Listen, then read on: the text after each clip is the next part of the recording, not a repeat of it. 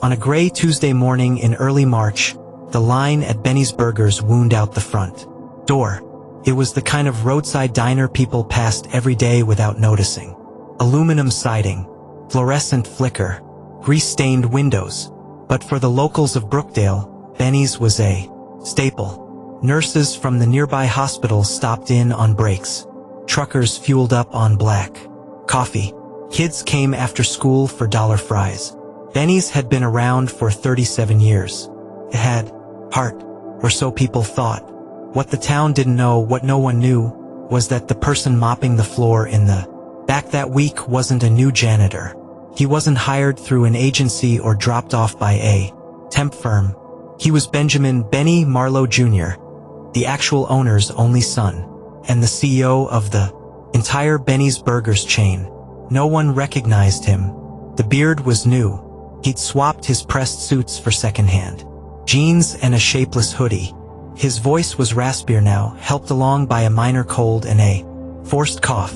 To the staff, he was just Benji, the new maintenance guy who didn't talk much, but always clocked in early. He was there to observe. A month earlier, Benny Sr. had suffered a stroke. Bedridden and half paralyzed, the old man had begged his son to take a hard look at what the franchise had become. "I built this place to help people," he'd whispered hoarsely through oxygen. "You want to know who's worth keeping? Don't look at the numbers. Look at the people." Benji took it to heart. So he started at store 001 Brookdale, the original. And what he saw there would change everything. The first 3 days were quiet. People mostly ignored him. He was invisible, pushing a mop, scrubbing toilets, changing light bulbs in the back hallway. He watched the kitchen, watched the floor staff, watched the cameras in the break room no one knew were still recording. And every now and then he watched her. Eva. She was a cashier, maybe 19 or 20. Wore the same faded uniform each day, hair tucked under.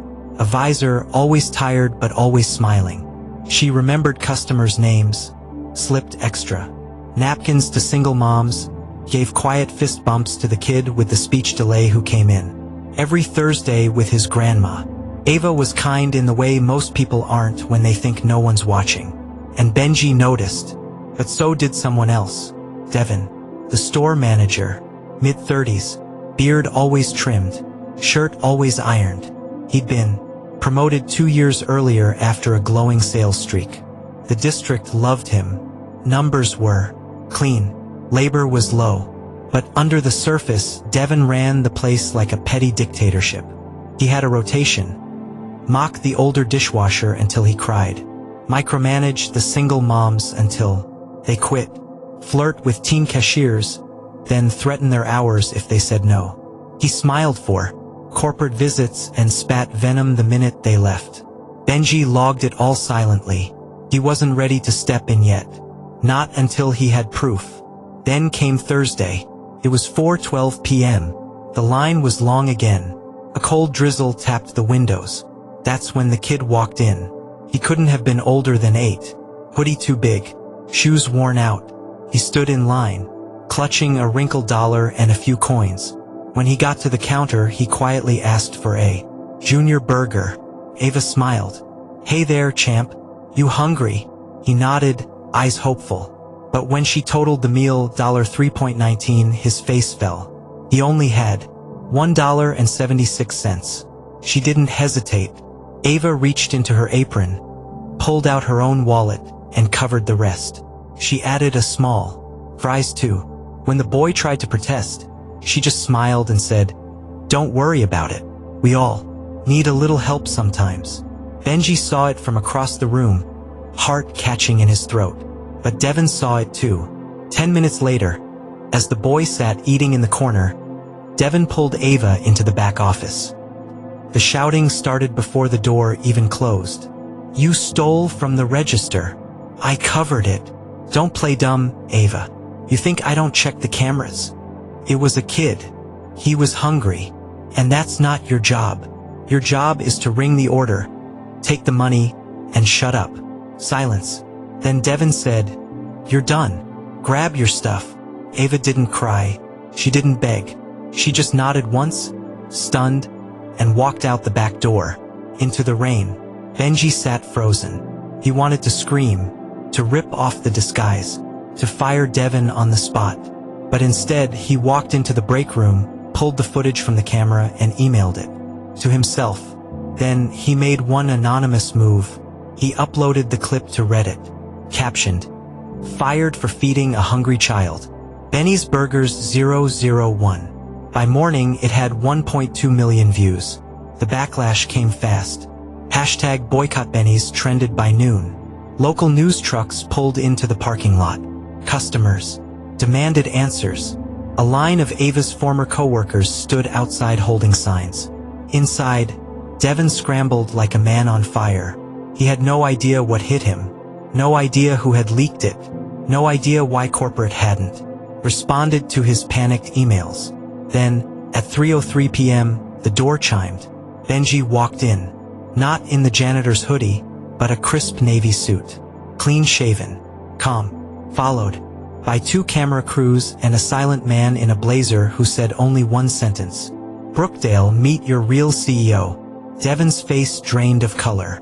Benji walked up to the counter, straightened a menu, then turned to address the shocked staff, the buzzing reporters, and the stunned customers staring at him through the windows. "I've been watching," he said, "not just this week, for years. And I saw the moment one of you chose kindness. And I saw the moment another chose control." He turned to Devin. "You're done. Effective immediately."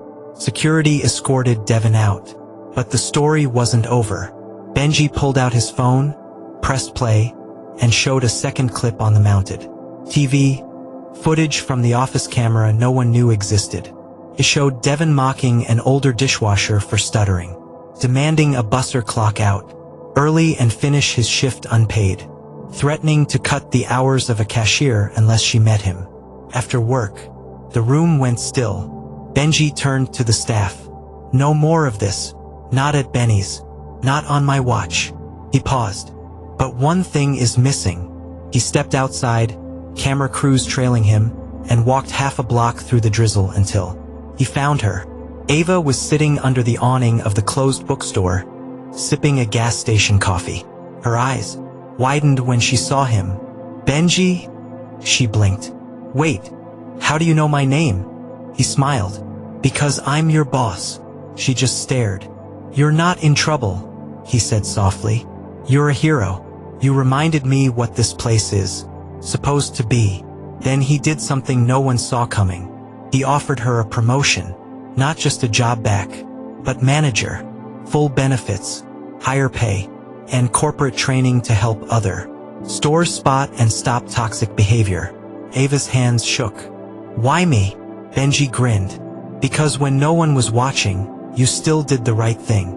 As the footage played out on national news, public outcry turned to celebration. Benny's stock actually rose. The chain announced a new anti-exploitation initiative, led by Ava herself. People cheered. Devin vanished. But just as things started to settle, something unexpected happened. A whistleblower email arrived. Anonymous. No subject line. Just a sentence and an attachment. "If you think what Devin did was bad, you should see what's happening at store 014. Attached was a photo. A young woman in tears outside a Benny's in Atlanta, with bruises on her arms. And standing behind her, a district supervisor wearing a familiar corporate badge. Benji didn't respond to the anonymous email right away. He just stared at it. No subject. No name. One grainy photo. One line of text.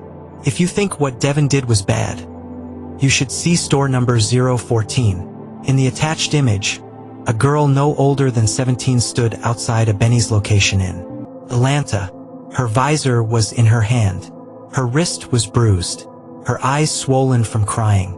And behind her, standing in the doorway like nothing was wrong, was Kurt Tanning, district supervisor. Suave, smiling, highly recommended by corporate. Benji had promoted him 3 years ago. That night, Benji booked a flight to Atlanta under a new name. Not a word to the board. Not even to Ava. He shaved his beard, changed his hair, and packed 2 plain t-shirts and a pair of steel-toe boots. Back to scrubbing floors. Back undercover. Store number 014 was a disaster. The parking lot was cracked and overgrown. A flickering neon sign buzzed above a handwritten "Cash only after 8 p.m. notice taped to the door. Inside, the air smelled like overused grease and despair. Benji entered just before midnight. Night shift. He gave the name West Doyle, said he transferred from a now-closed location. The manager, Brian, barely looked at him. "You clean, you don't ask questions, and you don't talk to the girls," Brian grunted. "That's it." Benji nodded and got to work. What he saw over the next few days turned his stomach. The staff were terrified. Cooks flinched when the phone rang. Servers kept their heads down. No one joked. No one smiled. One girl, short, wiry, probably still in high school, stood by the fryer shaking so hard she had to hold the counter to stay upright. Her name was Brielle. Benji watched her clock out every night before her shift ended. Then she stayed another 2 hours unpaid. Brian would bark orders at her, call her useless, airhead, dirt. Kurt Tanning visited the store once that week. Benji saw him corner Brielle in the alley behind the dumpster. The cameras didn't cover that spot, but Benji did. He'd placed his own. The footage showed Kurt stepping too close, whispering something as she nodded rapidly. Eyes on the ground. When she tried to walk away, he grabbed her wrist. That's when she winced. That's when the bruise formed. Benji nearly confronted him then and there, but he didn't, because he needed more than outrage. He needed evidence that would stick. He wired himself with audio gear the next shift. What he captured was worse than he expected. Brian bragging to a cook about stealing tip money, telling another server to fake a no-show so he could dock her pay, laughing about cutting hours to keep the dumb ones desperate. Benji documented it all. Then, one night, he followed Kurt after closing. He watched as Kurt met with another manager 2 blocks away in a dive bar. Watched them laugh about how many NDAs they'd made workers sign. Watched them toast to keeping payroll under budget with fear. That was enough. Benji booked a red-eye back to headquarters. The boardroom at Benny's corporate headquarters had floor-to-ceiling windows and polished marble floors. A place for polished people with polished lies.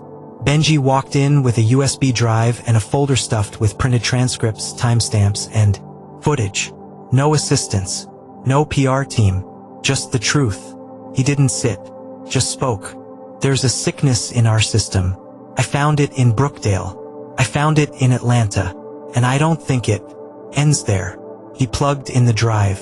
For the next 15 minutes, the board watched Brielle cry in a freezer. Watched Brian mock a dishwasher with a stutter.